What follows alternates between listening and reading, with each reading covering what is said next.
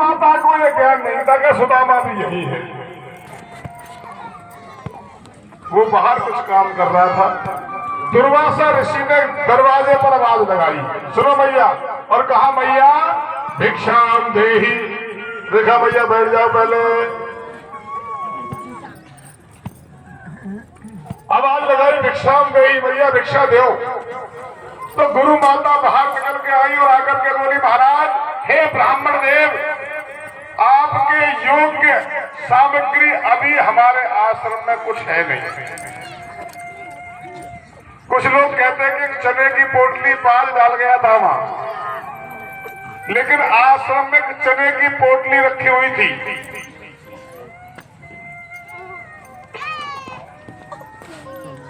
दुर्वासा ऋषि ने मन में विचार किया कि जहां भगवान श्री कृष्ण रहते हो, बलराम रहते हो, इतना बड़ा आश्रम है, इस आश्रम में एक भी दाना अन्न का नहीं है क्या? ऐसा कैसे हो सकता है? और दुर्वासा ऋषि ने उसी समय अपनी दिव्य दृष्टि से देख लिया तो चने की पोटली दिखाई दी, और मैया ने वो पोटली सुदामा और कृष्ण के लिए रखी थी कि वन को जाएंगे शाम को दोनों बच्चे और वहां वन में खा लेंगे। तब दुर्वासा ऋषि को क्रोध आ गया और क्रोध में आकर के दरवाजे पर खड़े होकर के बोले, भैया ये कृष्ण सुदामा ही तेरे पुत्र है, मैं तेरा पुत्र नहीं हूं। इसका मतलब तू ब्राह्मणों में फर्क समझती है। जैसे हमारी मैया कहती है, वो तो बेटा ब्यासी सुंदर जैसो ही लगे तू। सुनो, दुर्वासा ऋषि ने कह दिया दरवाजे पर खड़े होकर के कि भगवान कृष्ण सुदामा तेरे पुत्र हैं क्या? मैं तेरा पुत्र नहीं हूं भैया। तूने उनके लिए चने की पोटली रखी है और मैं भूखा तेरे दरवाजे पर भिक्षा मांग रहा हूं और मुझे दान में चने नहीं दिए। मैं श्राप देता हूं कि जो भी ये चनों को खाएगा वो दरिद्र निर्धन हो जाएगा। जो इन चनों को खाएगा वो निर्धन हो जाएगा। और ये श्राप किसने सुन लिया? सुदामा ने सुन लिया था। इसीलिए सुदामा ने वो चने ग्रहण कर लिए थे, क्योंकि वो जानता था कि यदि मेरा मित्र जो इस देश का राजा है, द्वारकाधीश का राजा का पुत्र है, राजा ही बनेगा, और यदि राजा ही निर्धन हो जाएगा तो प्रजा का क्या होगा? इसलिए चनों को मैं स्वयं नहीं खा जाऊंगा। इसलिए भगवान के हिस्से की निर्धनता भी किसने खा ली थी? सुदामा ने खा ली थी। ये बात भगवान श्री कृष्ण जानते हैं। भूख के मारे नहीं खाए थे उन्होंने चने। लोग कहते ना महाराज भूखे थे, ब्राह्मण तो भूख नहीं। वो जानते थे कि श्रापित चने हैं, और यदि ये चने कन्हैया ने खा लिया तो राजा का पुत्र है वो भी निर्धन हो जाएगा, और वो निर्धन होगा तो प्रजा क्या होगा? जब राजा ही निर्धन हो जाएगा तो पूरा जीवन निर्धन होकर के। और जब तक भगवान श्री कृष्ण उनके यहाँ नहीं गई, बहुत सारी कथाएं सुदामा जी की। एक बार सुदामा जी को भिक्षा मांगने गए, चोट लग गई थी, तब भगवान श्री कृष्ण को आना पड़ा, उनके मक्खन उनके घावों से लगाना पड़ा। बहुत रोए भगवान श्री कृष्ण। तब पत्नी सुशीला बोली, महाराज तुम सुनो मेरे पिया, मेरा हरदम दुखी जिया।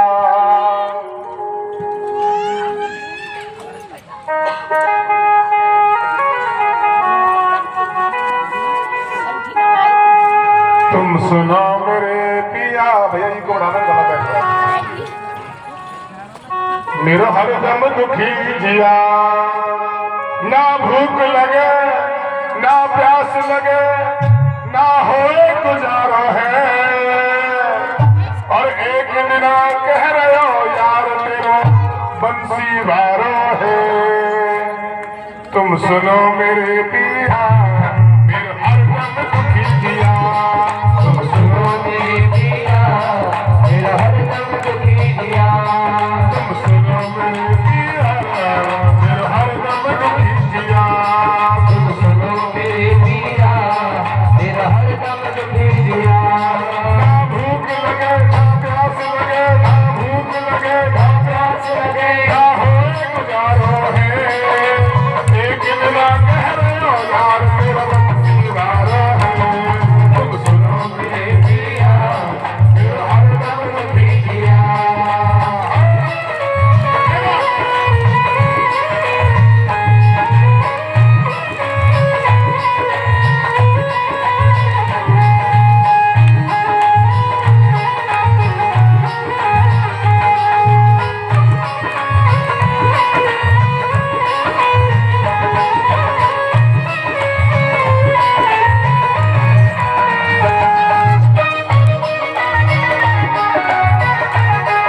तुम चले द्वारका जाना आ जाना, तुम चले द्वारका जाना आ जाना, तुम चले द्वारका जाना आ जाना, तुम चले द्वारका जाना आ जाना। गुरु भाई से सच सच हाल बताना, गुरु भाई से सच सच हाल बताना, गुरु भाई से सच सच हाल बताना, गुरु भाई से सच सच हाल बताना। ना करो देर प्रभु सुने देर, ना करो देर प्रभु सुने देर, ना करो देर प्रभु सुने देर, ना करो देर प्रभु सुने देर। वो हमने सहारो है, एक दिन ना कह रहे हो यार तेरे बंसी मारो है। तुम सुनो मेरे पिया मेरा हरदम दुखी जिया, तुम सुनो मेरे पिया मेरा हरदम दुखी जिया। ना भूख लगे ना प्यास लगे, ना भूख लगे ना प्यास लगे, ना भूख लगे ना प्यास लगे, ना भूख लगे ना प्यास लगे। ना होए गुजारा है, एक दिन ना कह रहे हो यार तेरे बंसी मारो है।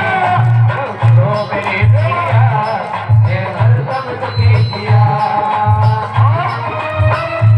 सुशीला बोली महाराज, हर शीश नहीं पगड़ी पगड़ी, हर चीज नहीं पगड़ी पगड़ी, हर शीश नहीं पगड़ी पगड़ी, हर चीज नहीं पगड़ी पगड़ी। बिन कुर्ता के काली पड़ गई चमड़ी, बिन कुर्ता के काली पड़ गई चमड़ी, हाँ चमड़ी, बिन कुर्ता के काली पड़ गई चमड़ी, हाँ चमड़ी, बिन कुर्ता के काली पड़ गई चमड़ी,